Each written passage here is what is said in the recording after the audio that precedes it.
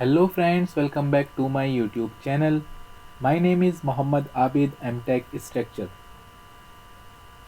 दोस्तों, आज की वीडियो में हम बात करेंगे इंडियन स्टैंडर्ड के कोड IS 1893 पार्ट 1 2016 जो इंडियन स्टैंडर्ड का सिस्मिक एनालिसिस का लेटेस्ट कोड है, उसके बारे में आज हम बात करेंगे।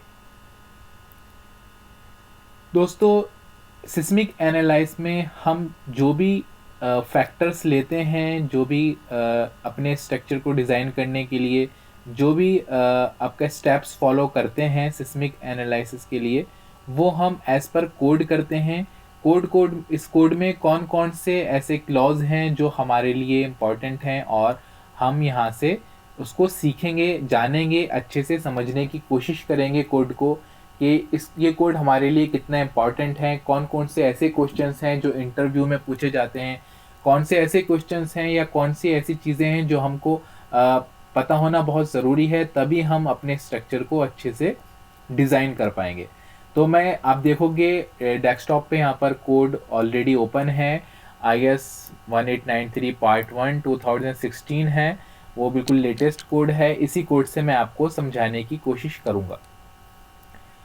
तो मैं जैसे जैसे यहाँ पर चीज़ें सामने आएंगी, जो जो क्लोज आपके सामने आएंगे, उन क्लॉज को मैं आपको क्लियर करता जाऊँगा कि कौन सा क्लॉज आपके लिए इम्पॉर्टेंट है,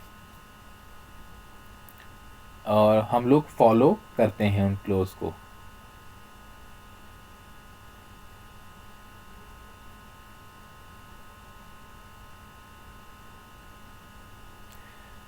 देखिए फ्रेंड्स, अगर मैं बात करूं लोड कॉम्बिनेशन के बारे में, तो डायनेमिक के केस में हम लोग क्या करते हैं,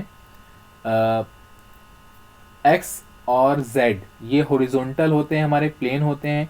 एक्स डायरेक्शन और जेड डायरेक्शन का हमारा सिस्मिक एनालिसिस का फोर्स तो हम लेते ही हैं, साथ ही साथ वाई का भी लेते हैं, यानी वर्टिकली।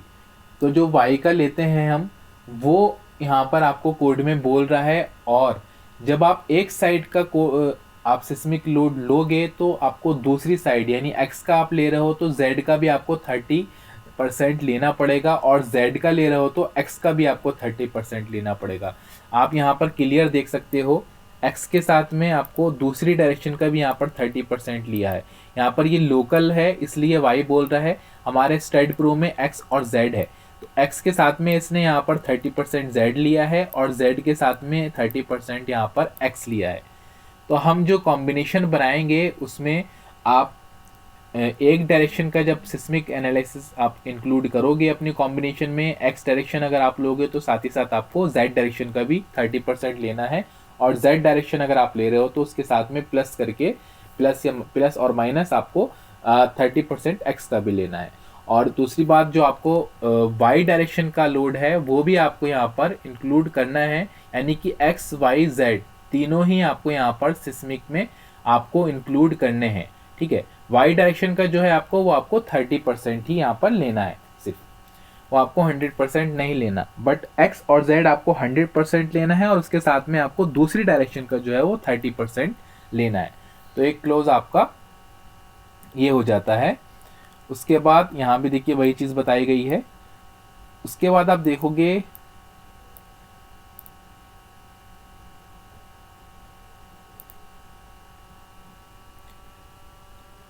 हाँ, देखिए ये आपका डिज़ाइन एसिलरेशन स्पेक्ट्रम जो कि स्टड प्रो खुद कैलकुलेट करता है, हम लोग सिर्फ इसमें डिफ़ाइन कराते हैं।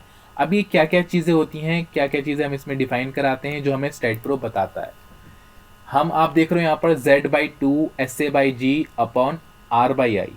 Z इसमें क्या है, यहाँ पर Z हमारा सिस्मिक जोन है, जो मैं आपको अभी इस टेबल में बताऊंगा कि जोन वाइज इंडिया को जो है वो सिस्मिक के अलग अलग जोन में डिवाइड किया गया है, जोन 2, जोन 3, जोन 4, जोन 5। और कौन सा जोन आपका आपके सिटी का जो जोन है वो कौन सा आप आता है, वो आपको कोड में देखना होगा। ठीक है, कोड में एक टेबल दी गई है आपके सिटी की अकॉर्डिंग। अगर आपका सिटी उसमें नहीं है तो आप उसका नियरेस्ट सिटी जो है वो ले सकते हो। तो यहाँ पर जोन आपका सिस्मिक जोन आ गया। सिस्मिक जोन जो कैलकुलेट किया गया है, जो कोड में बताया गया है, वो जो आप जानते हो उसका स्केल होता है रिएक्टर स्केल। तो जहाँ पर मैक्सिमम रिएक्टर स्केल का जो अर्थक्वेक आया है अभी तक, उसकी अकॉर्डिंग उसको किया गया है। जहाँ पर कम सिस्मिक आते हैं या जहाँ पर कम अर्थक्वेक आते हैं वहाँ पर जोन कम रखा गया है, और जहाँ पर ज़्यादा अर्थक्वेक आते हैं वहाँ पर उसका जोन हाई रखा गया है। उसके बाद 2 आपका कांस्टेंट आ गया, ये हो गया SA/G। SA/G क्या है, यहाँ आप देखोगे SA/G स्टैटिक के लिए अलग है और डायनेमिक के लिए अलग है। आगे इसका मैं आपको कर्व भी दिखाऊंगा, जो इसका लास्ट में एक डायग्राम है। SA/G कैलकुलेट कैसे होता है? SA/G कैलकुलेट होता है टाइम पीरियड से। टाइम पीरियड क्या है और टाइम पीरियड का फॉर्मूला क्या है, उसको कैसे कैलकुलेट करते हैं, स्टेट प्रो में कहाँ पे प्रोवाइड करते हैं, बहुत सारे क्वेश्चंस ऐसे निकलेंगे। क्योंकि मैं आपको ये जो कोड है ये बहुत ज़्यादा डिटेल में बताऊंगा। जो जो चीज़ें हम यूज़ करते हैं, जो क्लॉज हम यहाँ पर यूज़ करते हैं अपने मॉडल में, चाहे वो स्टैटिक एनालिसिस हो चाहे वो डायनेमिक एनालिसिस हो, दोनों के लिए मैं आपको ये कोड एक्सप्लेन कर रहा हूँ। तो फ्रेंड्स, टाइम पीरियड का फॉर्मूला आगे आएगा। आरसीसी के लिए अलग है, स्टील के लिए अलग है, दोनों ही फॉर्मूले मैं आपको बताऊंगा। और कहाँ पर अप्लाई करते हैं वो मैं आपको लास्ट में एक मॉडल का और मॉडल को ओपन करके वो आपको दिखा दूंगा, तो आपको क्लियर हो जाएगा। तो ये आपका फॉर्मूले में आप देखोगे R/I है लास्ट में, तो R आपका रेस्पॉन्स रिडक्शन फैक्टर हो गया। रिडक्शन फैक्टर आगे आएगा आपका, तब मैं आपको एक्सप्लेन करूंगा। और I जो है वो आपका इंपॉर्टेंस फैक्टर हो गया। इंपॉर्टेंस फैक्टर भी इसी कोड में आगे आएगा, तो आप देखोगे। देखिए यहाँ पर आप देख भी सकते हो, Z में आपका सिस्मिक जोन का फैक्टर हो गया, I इंपॉर्टेंस फैक्टर हो गया, उसके बाद R है आपका रेस्पॉन्स रिडक्शन फैक्टर हो गया, उसके बाद आपका SA/G, ये डिपेंड करता है आपका T टाइम पीरियड पे। ठीक है, टाइम पीरियड का फॉर्मूला है वो मैं आपको आगे दिखाता हूँ। तो टाइम पीरियड के फॉर्मूला से हम टाइम पीरियड कैलकुलेट कर लेते हैं, और टाइम पीरियड की जो वैल्यू है वो स्टैट प्रो को डिफाइन करा देते हैं।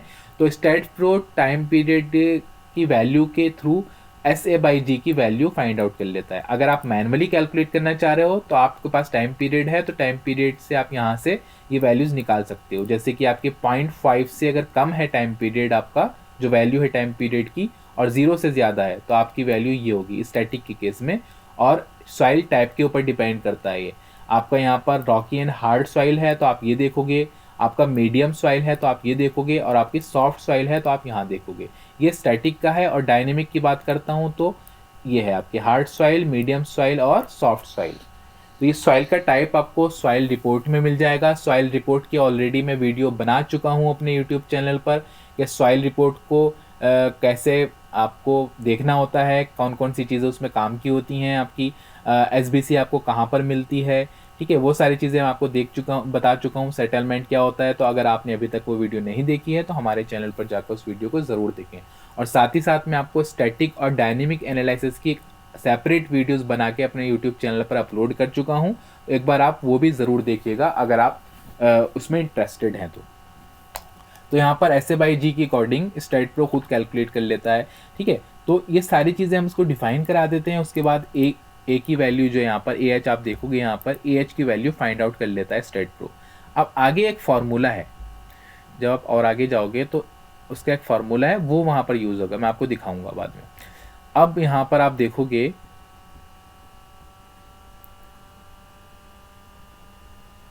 देखिए यहाँ पर डिफाइन करा गया रॉक एंड हार्ड सॉइल किस टाइप की होती है, मीडियम सॉइल के लिए क्या कंडीशंस हैं, और सॉफ्ट सॉइल के लिए क्या कंडीशन है। तो जहाँ पर आपका स्ट्रक्चर बन रहा है उसके अकॉर्डिंग आप चेक कर सकते हो, वो आपके सॉइल रिपोर्ट में भी मिल जाएगा। देखिए यहाँ पर जोन फैक्टर दिए गए हैं आपके। यहाँ पर जोन सेकंड है तो उसका फैक्टर दिया गया है 0.1, जोन थर्ड है तो उसका फैक्टर है 0.16, जोन फोर्थ है तो उसका फैक्टर है 0.24, और जोन फिफ्थ है तो उसका फैक्टर है 0.36। तो यहाँ पर फैक्टर वाइज, क्योंकि स्टैट प्रो को जोन का नहीं मालूम है कि second zone, third zone, fourth zone क्या है, उसको फैक्टर डिफाइन कराओगे तो वो समझ जाएगा। आप 0.16 कराओगे तो वो समझ जाएगा थर्ड जोन के लिए स्ट्रक्चर डिज़ाइन हो रहा है, 0.36 कराओगे तो समझ जाएगा हाई जोन के लिए यानी जोन फिफ्थ के लिए डिज़ाइन हो रहा है। तो ये जोन आपको याद कर लेने चाहिए। उसके बाद आप आगे चलेंगे, ये आपका इंडिया का मैप है जहाँ पर जोन वाइज बताया गया है कि आपका ये जोन सेकंड आपका ये स्काई ब्लू कलर है, जोन थर्ड आपका ये येलो है, जोन फोर्थ आपका ग्रीन है, और जोन फिफ्थ आपका ऑरेंज है। तो आप देखो यहाँ पर जोन फिफ्थ आपका ये आ गया, जोन टू आपका जो है वो स्काई ब्लू आ गया। मैक्सिमम जोन 2 दिखाई दे रहा है और जोन 3 येलो वाला दिखाई दे रहा है। जोन 4 आपका ये एरिया आता है पूरा, इसमें दिल्ली भी आता है। दिल्ली जो है आप देख रहे हो यहाँ पर लिखा हुआ है, जो दिल्ली है वो जोन 4 में आता है। तो आप यहाँ से भी चेक कर सकते हो। ये जो मैं कर्व की बात कर रहा था, डायग्राम की बात कर रहा था, ग्राफ की बात कर रहा था, वो SA/G की ग्राफ थे।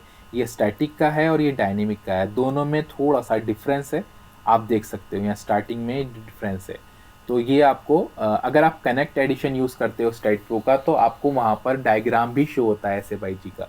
बट जो आपका सीरीज़ 4, 5, 6 है स्टेट प्रो की, वहाँ पर आपको डायग्राम शो नहीं होता है।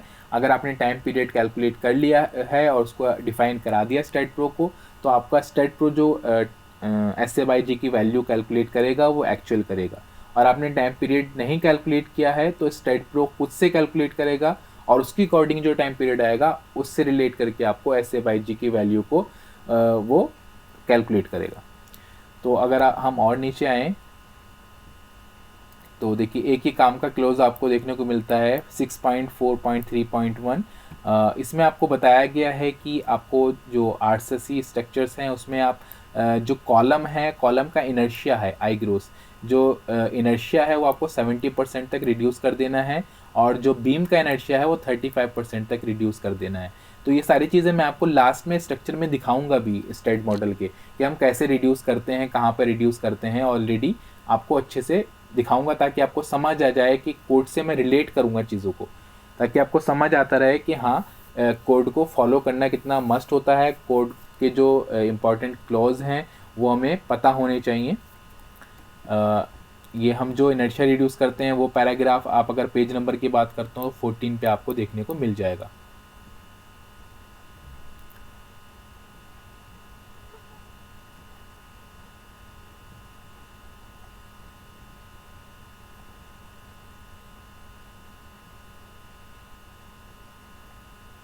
उसके बाद आप देखोगे लेटरल फोर्स जो हॉरिजॉन्टल फोर्स है सिस्मिक एनालाइज का होता है, उसके लिए फार्मूला देखिए, आप ये देखेंगे बेस शेयर का फार्मूला होता है VB equal to AH into W। अब आप देखोगे AH तो हमने वहाँ पर कैलकुलेट करा था, वो ऐसे जो फार्मूला था Z/2 SA/G/R/I, जो फार्मूला मैंने आपको दिखाया था वो था AH इक्वल टू फार्मूला था, यानी AH की वैल्यू वहाँ से निकाल लेता है स्टेट प्रो और उसके बाद AH मल्टीप्लाई बाई W, उससे आपकी बेस शेयर कैलकुलेट हो जाती है। तो ये W क्या है? W है आपके स्ट्रक्चर का वेट। आपने देखा होगा जब हम स्टैटिक के डायनेमिक एनालिसिस करते हैं तो वहाँ पर हम जॉइंट वेट पहले फाइंड आउट करते हैं, अपने स्ट्रक्चर की सपोर्ट्स पे पिन सपोर्ट अप्लाई करेंगे और उस अप्लाई करने के बाद जितने भी सपोर्ट्स हैं सबका जॉइंट का जो वेट होता है डेड और लाइव लोड वो ले लेते हैं। लाइव लोड हम एज पर कंडीशन लेते हैं, क्योंकि इसमें भी एक क्लोज है, आपको आगे दिखाऊंगा मैं कि अगर आपका लाइव लोड बिल्डिंग में 3 किलो न्यूटन तक है तो आप 3 किलो न्यूटन तक है तो आप 25% लाइव लोड को इंक्लूड करेंगे अपने जॉइंट वेट्स में, और 3 किलो न्यूटन से ज़्यादा लिया हुआ है आपने अपने फ्लोर्स पे लोड तो आप उसमें 50% जो है वो जॉइंट वेट लेके करेंगे लाइव लोड। ठीक है, तो वो मैं आपको दिखाऊंगा आगे। तो और थोड़ा आगे बढ़ते हैं।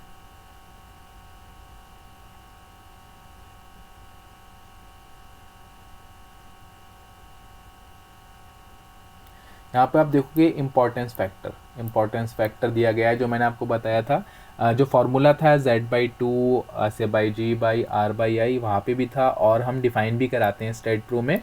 जो जोन वाली लाइन होती है हमारी, पहले जोन होता है, उसके बाद इंपॉर्टेंस फैक्टर होता है, फिर रिडक्शन फैक्टर होता है, फिर सॉइल टाइप होती है, फिर स्ट्रक्चर टाइप होता है। स्ट्रक्चर टाइप जो है वो हम स्टेट प्रो की कमांड है, वो कोड से नहीं लेते हम। स्टेट प्रो को बताना होता है कि स्टेट प्रो अगर आप RCC स्ट्रक्चर डिज़ाइन कर रहे हो तो उसके लिए आप 1 लोगे, और 2 लोगे, और आप स्टील स्ट्रक्चर कर रहे हो तो उसके लिए 1 लोगे।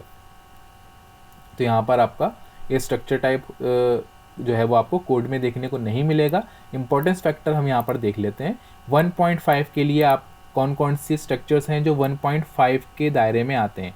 जैसे आप देख रहे हो हैवी स्ट्रक्चर्स यहाँ पर हैं, जैसे मेट्रो रेल बिल्डिंग्स हो गई, मेट्रो रेल स्टेशंस हो गए, रेलवे स्टेशंस हो गए, एयरपोर्ट्स हो गए आपके, फूड स्टोरेज बिल्डिंग्स हो गई, ठीक है, वेयर हाउसेज हो गए, जितने भी हैवी स्ट्रक्चर्स हैं उसके लिए हम 1.5 इम्पोर्टेंस फैक्टर लेंगे। और आपकी जो रेजिडेंशियल और कमर्शियल बिल्डिंग्स हैं उसके लिए आप जो लोगे वो उसकी अगर कैपेसिटी 200% से ज़्यादा है, 200 लोगों से ज़्यादा है उसकी कैपेसिटी बिल्डिंग की, तो उसके लिए आप 1.2 लोगे इम्पोर्टेंस फैक्टर। और अगर ऑल अदर बिल्डिंग्स, छोटी बिल्डिंग्स है आपकी रेजिडेंशियल बिल्डिंग्स, तो उसके लिए आपको 1 लेना है, ठीक है। तो ये इंपॉर्टेंस फैक्टर यहाँ पर क्लियरली दिया गया है क्लॉज 7.2.3 पे, पेज नंबर 19 पे। डैम्पिंग रेशियो भी फ्रेंड्स मैं आपको बताता हूँ इंपॉर्टेंट है, क्लॉज 7.2.4 ये फिक्स होता है 5%। 5% हम इसको लेके चलते हैं। जो जोन वाली लाइन होती है जहाँ पर हम सारी चीज़ें मैं आपको बता रहा था, zone, importance factor, reduction factor, उसके बाद सॉइल टाइप, फिर स्ट्रक्चर टाइप, ये पूरा स्टेप है। उसके बाद फिर हम टाइम पीरियड कैलकुलेट करते हैं एक्स और जेड का, वहाँ डिफाइन कराते हैं, और लास्ट में हम डैम्पिंग रेशियो यहाँ पर अप्लाई कराते हैं, यानी डैम्पिंग रेशियो लिखते हैं यहाँ पर 5%। तो यहाँ पर आपको 5% ये फिक्स दिया गया है, तो इसीलिए यहाँ पर हम इसको कम या ज़्यादा नहीं लेते, 5% फिक्स ले लेते हैं।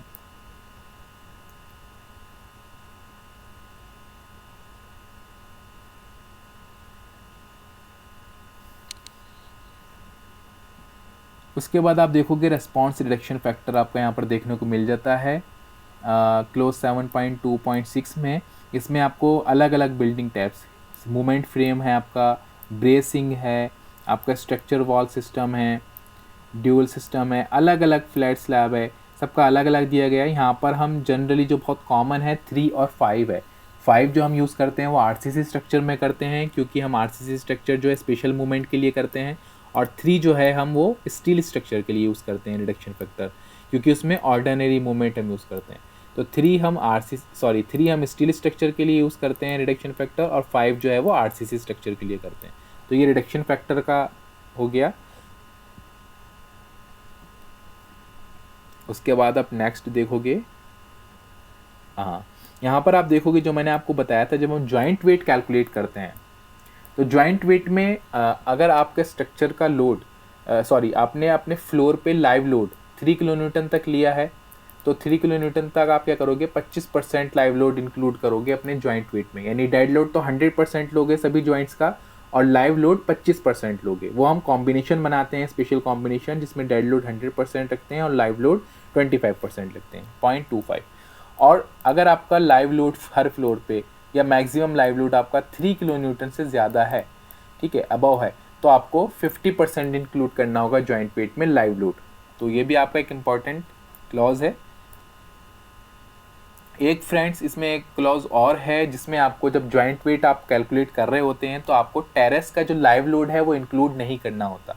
वो अगर सामने आ जाता है तो मैं आपको दिखा देता हूँ, हो सकता है मिस हो गया हो, वो चला गया हो, बट वो साफ साफ कोड में क्लियरली दिया गया है कि अगर आपका जो टेरेस का लाइव लोड है वो आपको जॉइंट वेट में इंक्लूड नहीं करना, उसको आप हाइड करके ही जॉइंट वेट फाइंड आउट कीजिए, बाद में उसको फिर ऑन कर दीजिए, यानी अनहाइड कर दीजिए।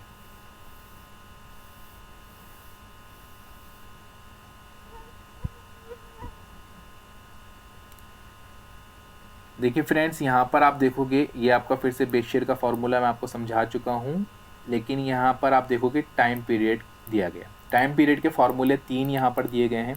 आरसीसी फ्रेम के लिए ये फॉर्मूला है 0.075 h की पावर 0.75, h यानी कि बिल्डिंग की हाइट, ठीक है। आरसीसी स्टील कंपोजिट फ्रेम यानी आरसीसी प्लस स्टील मिक्स है अगर, तो उसके लिए आपको टाइम पीरियड ये लेना है 0.08 और h की पावर 0.75। और अगर आपका स्टील स्ट्रक्चर है तो उसमें आपको लेना है 0.085 और h की मल्टीप्लाई बाई h की पावर 0.75। 0.75 सभी में है, आपको याद करने में बहुत आसानी होगी। टाइम पीरियड के 3 फॉर्मूले हैं, आरसीसी, कंपोजिट और स्टील स्ट्रक्चर, तीनों के अलग अलग है।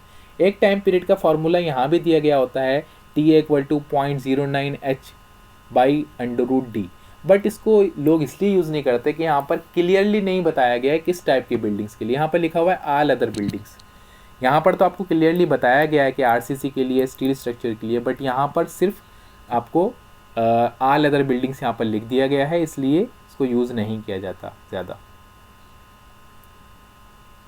टाइम पीरियड निकालने का मेथड आप देखिए, यहाँ पर देखिए कि इन्होंने कहाँ से ले रहे हैं। आपके केस में यहाँ पर अगर आपका बेसमेंट भी है तो बेसमेंट में आप कहाँ से लोगे, ग्राउंड फ्लोर से लोगे।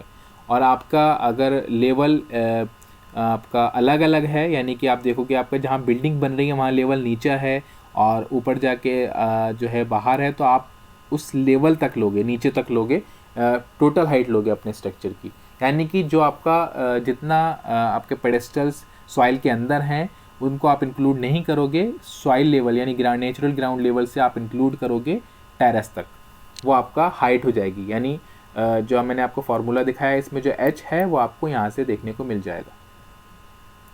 यूनिट आपको मीटर रखनी है उसमें और आप कैलकुलेट कर सकते हैं।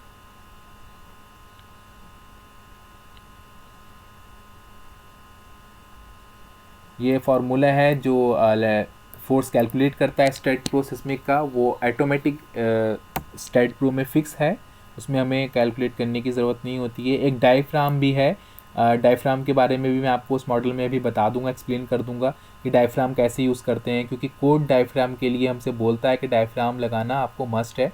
डायफ्राम जब आप लगाओगे तभी आपका बिल्डिंग का एक्चुअल बिहेवियर आपको देखने को मिलेगा, क्योंकि हम स्लैब तो बनाते नहीं हैं अपने स्ट्रक्चर में, मनी मॉडलिंग नहीं करते हैं, तो हम सिर्फ स्लैब का लोड अप्लाई कर देते हैं। इसलिए एक्चुअल बिहेवियर के लिए, एक्चुअल स्टिफनेस के लिए आपको डायफ्राम को बनाना होता है।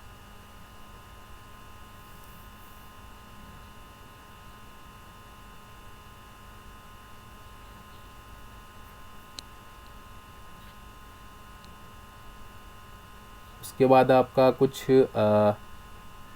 इतना इम्पोर्टेंट नहीं है, एक दो चीज़ें बस और आएंगी इसमें और फिर आपका ये जो है वो एंड होने वाला है।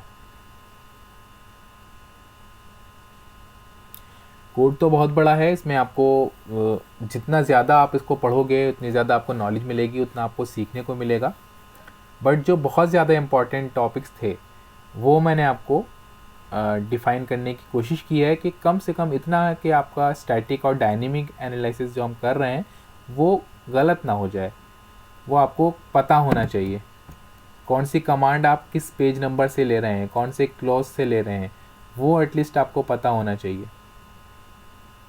आप देखिए यहाँ पर एनेक्सा ई, यहाँ पर एक टेबल दी गई है पेज नंबर 36 और 37 पे। इसमें सिटी के नेम्स यहाँ पर दिए गए हैं, आगरा, अहमदाबाद, अजमेर, इलाहाबाद, ये आपको नंबर सिटी नेम्स दिए गए हैं। उसके बाद आपका सिस्मिक जोन दिया गया है, 3rd 4th 5th कौन से जोन में आपका सिटी आता है, और फिर जोन का फैक्टर दिया गया है।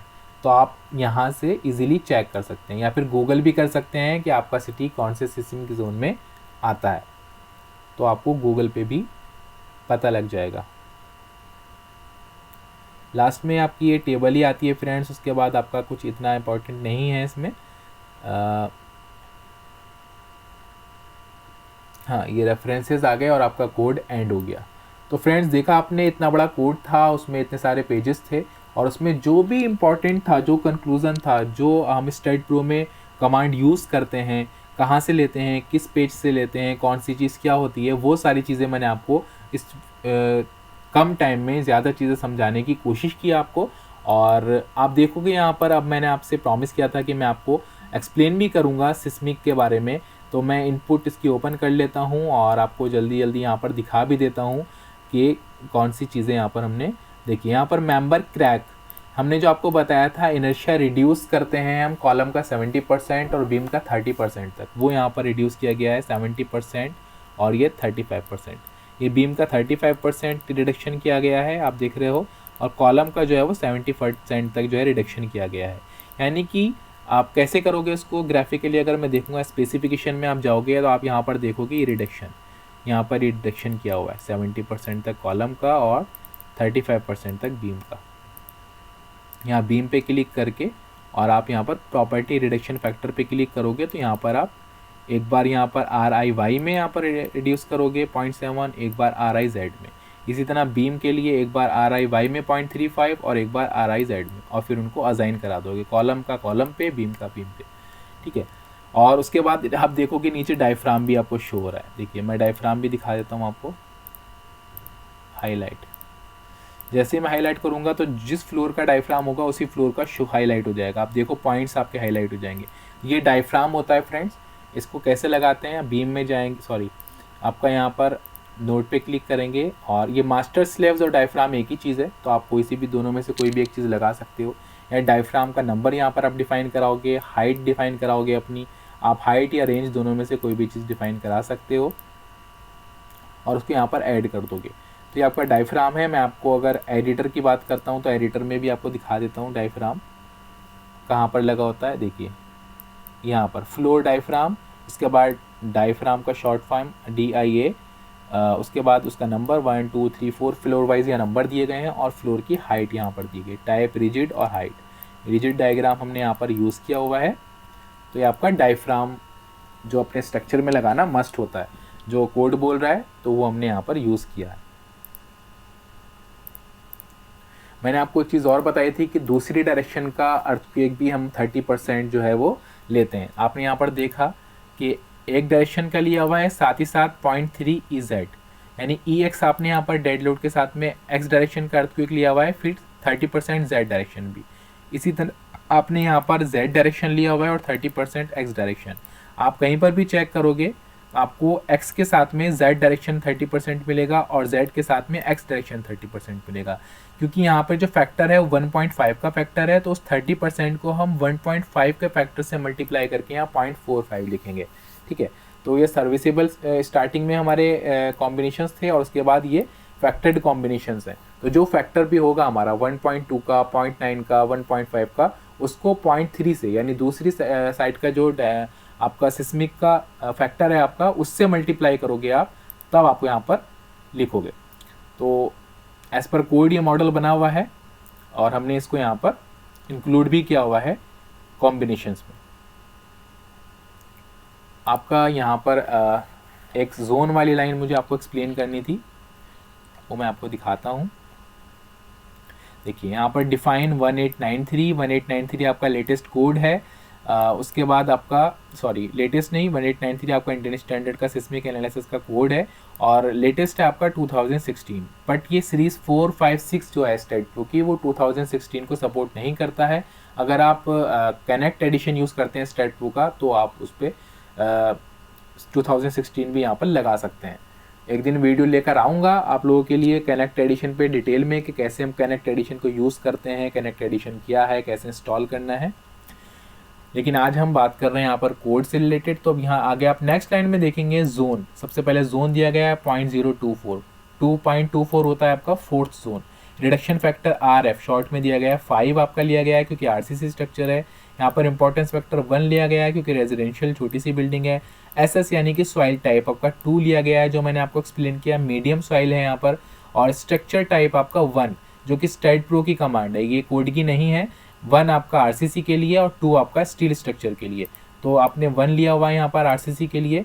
डैम्पिंग रेशियो जो मैंने आपको बताया था DM, डैम्पिंग रेशियो 5% मैंने आपको कोड में दिखाई थी, वो चीज़ यहाँ पर ली गई है। और PX और PZ, ये दोस्तों ये टाइम पीरियड है। PX X डायरेक्शन का और PZ Z डायरेक्शन का, दोनों ही सेम है क्योंकि फॉर्मूला दोनों डायरेक्शन का सेम है, सिर्फ हाइट के ऊपर डिपेंड करती है हमारी वैल्यू। तो आपको आपके RCC वाला जो आपका टाइम पीरियड का फॉर्मूला है वो आप उससे आप कैलकुलेट कर सकते हो। फिर ये आपके लोड केस आ गए, वो तो मैंने डिटेल में आपको जो सिस्मिक एनालिसिस की वीडियोस बना रखी हैं, स्टैटिक डायनेमिक दोनों में आपको बताया है कि कौन कौन सी चीज़ें हैं, कैसे कैलकुलेट होती हैं, ये x की वैल्यू कैसे कैलकुलेट होती है। ये देखिए x की वैल्यू 0.024 कहाँ से आई, ये फार्मूला है ZI/2R। Z आपका जोन आ गया, ZI आपका importance factor, Z multiply by I हो गया, divide by 2 multiply by R। 2 आपका कांस्टेंट हो गया और R आपका रिडक्शन फैक्टर हो गया। जो वैल्यू भी आपको आएगी यहाँ पर आपको लिखनी होगी।